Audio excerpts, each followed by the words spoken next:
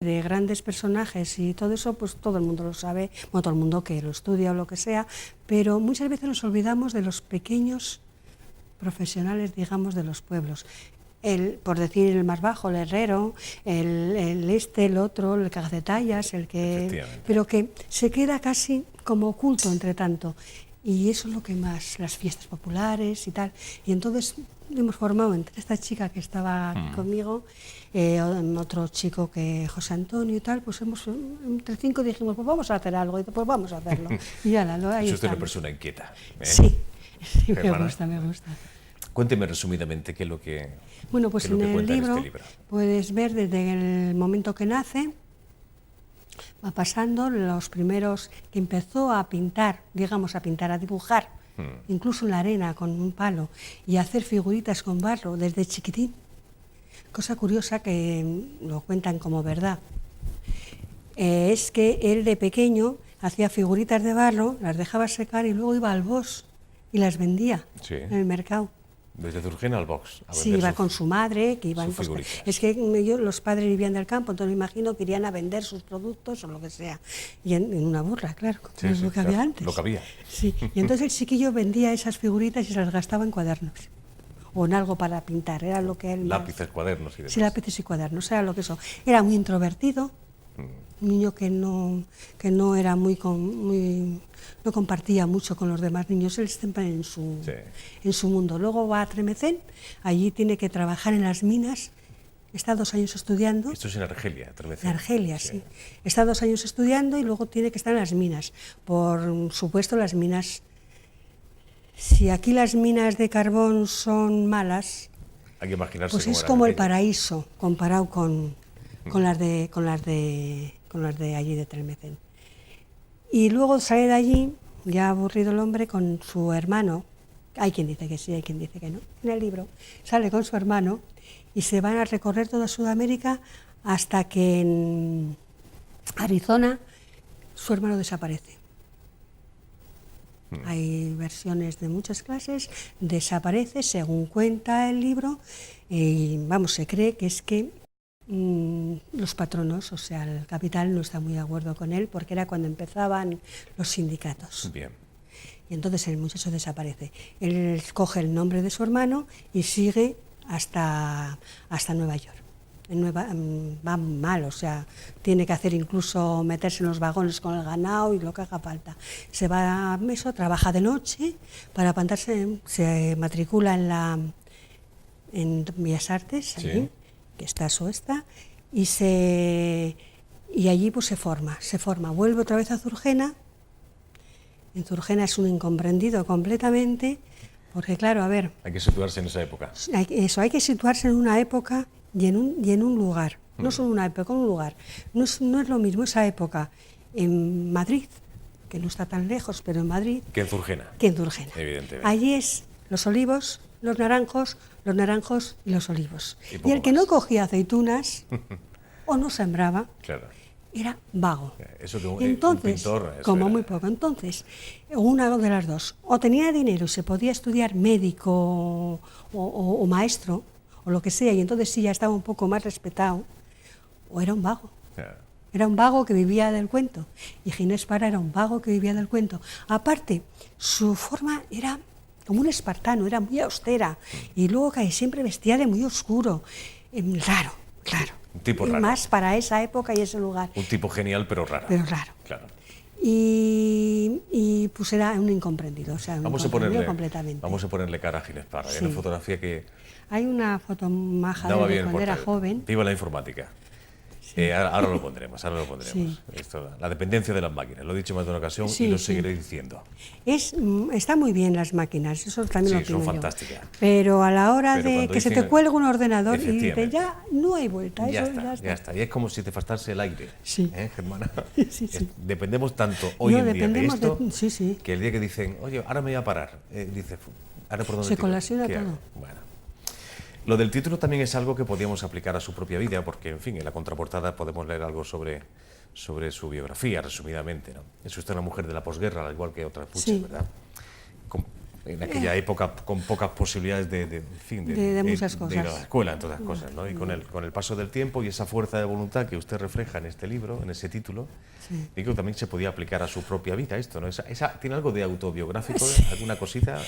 Casi todos los escritores, me voy a considerar escritora. Sí, ¿por qué no? Acaba usted de publicar un libro. Bueno, es el tercero que se publica y hay un cuarto también publicado. Pero siempre ponemos algo de nuestro, sin quererlo, no se trata de que queremos poner algo, pero siempre se escapa y por ahí se cuela algo siempre. O una forma, una frase, un pensamiento. Bueno, tengo entendido que cuando lo presentó en Zurgena fue todo un éxito de público, ¿no? Sí. Donde lo presentó. Estuvo muy bien. Los zurgeneros, imagino que hasta la altura de la película ya conocerán quién fue Ginés Parra, ¿no? Sí. Digo yo. Pero hay mucha controversia, se ha creado mucha controversia, porque todavía hay gente que dice... ¿Que me has dicho qué? Entonces, y otros que dicen que sí, hombre, que es muy bueno, que has puesto aquí, que hay obras en Madrid, que hay obras en Almería, que hay obras en el Museo Ibáñez, que hay... Y otros dicen, ¿que me dice usted qué? Ni idea, ¿no? Y hay mucha controversia. Todavía hay gente muy mayor que dice, el vago ese... Sí, pero si era por ponerle cara, Jesús, si eres tan amable. Bueno, ahí se ve en pequeñito. Uf, qué pequeño. Ahí está delante. Esas son una de las últimas. Una de las últimas. Ahí estaba ya en edad avanzada. Bueno, es tan pequeña que apenas se ve. No sé. Esa gorra que tiene puesta, esa especie de gorra, esta también es del mismo tamaño. Punto, es de mujer y de punto. Bueno. O sea, que es su forma de... A usted, en fin, un servidor, yo estoy a la misma altura de sus conocimientos pictóricos con respecto a Ginés Parra. Ahí estamos viendo parte de su obra. Pero esto, en fin, el mundo de la aventura depende del gusto personal de cada cual, ¿no? Pero me estaba usted diciendo antes, y tiene razón en eso, lo comparto, que es una pintura que estamos viendo ya en algunas imágenes, que no deja indiferente, que algo te dice, ¿no, Germana? Dice algo. ¿Sí? Hay un párrafo de ahí que exactamente, literalmente no me acuerdo, pero que dice que entró, cuando pusieron una de las exposiciones de él, cuando expuso solo en París, pues que había un señor que venía todas las tardes mirando los cuadros. ¿Y ese tren? ¿De dónde aparece ese tren? Es el tren de Zurgena, es ¿cómo le llaman? El frutero. ¿El frutero le llamaban a ese tren? Sí. Y esa es la estación, y ese es el parque que está dedicado a él. Parque que lleva su Zurgena, nombre, Parque Ginés Parra. Que ese se hizo a raíz de la exposición que hizo Adela Segura, bueno, siendo alcaldesa de la Segura, con los cuadros de Sagún, del ministro Sagún, que es un gran admirador, o era un gran admirador de la obra de Ginés Parra y tenía una colección muy buena, que ahora no sé, he oído decir que si el hijo está vendiendo cuadros. ¿Este monolito que se ve ahí? Esta es una cabeza de Ginés Parra, la eligió un amigo de él, que no me acuerdo, tiene un nombre un poco raro. Y para poner en su tumba, esa es la tumba de Ginés Parra. Pero la tumba está ¿de dónde? ¿En París? En Saint Tomé. Saint Tomé. Que es en el pueblecito donde él estaba viviendo a lo último. Pero en Francia, sí. Bien. Y está en el cementerio de Saint Tomé. Bueno. Y entonces Edualdo, que es otro pintor de esa época. Bueno, y tener como compañero de viaje en esa etapa francesa, en esa etapa parisina, a un señor llamado Pablo Picasso. Pues es mucho, además eran bastante amigos, como casi lo demuestra, ahí viene fotocopiada una carta que le mandó cuando estaba enfermo, que no pudo ir a verle, pero le manda, incluso dice, ahí te mando eso, que era dinero. Y me tienes para lo que necesites y tal, o te quiero decir que era muy buena relación. Incluso parte de su obra, en fin, algunos entendidos apuntan sobre todo esta etapa, ¿no? Ahí lo dejamos porque no se sabe. Que se asemeja un poco, quizá también algo parecido de lo que hizo Picasso en las diferentes etapas pictóricas. Sí, pero hubo una cosa que sí dijo Picasso, por lo menos se le atribuye a él, hablando de Ginés Parra, que dice que es que Ginés Parra que pintaba de todo. Y entonces cuando estaban hablando de él, estaban hablando de eso, y entonces Pablo Picasso dice, mira, Ginés Parra puede copiar y puede pintar todo, a todos. Dice, pero nadie puede pintar como Ginés Parra, porque para pintar como Ginés Parra hay que ser Ginés Parra. Ginés Parra, claro. Eso lo dijo Pablo Picasso. Bueno, como digo, se presenta esta tarde a las 8:30 en la Sala Alfareros, Sí. en la capital almeriense, una sala que hemos visitado más de una ocasión por diferentes motivos. Se convierte en sala de exposiciones, también en salón de actos para eventos de este tipo. Y acercarse de alguna forma más a este pintor A ese almeriense, pintor, sí. a este A ver si pintor zurgenero. Zurgenero, ¿eh? eso. Aunque vivió en Estados Unidos, vivió en Sí, Francia sí, sí. y, como hemos visto, murió en un Me pueblecito han de dicho Francia. sí, en San Tomé. Primero compró una casa en Alba, que están enfrente. Luego se cogió la de San Tomé. A fuerza de Que voluntad. ahí hay una historia muy bonita. ¿Cuál es el cuarto que está escribiendo? Me ha dicho que tiene 3 publicados. El cuarto está publicado ya, también es pequeñito, no lo he traído, a ver si luego me lo traen.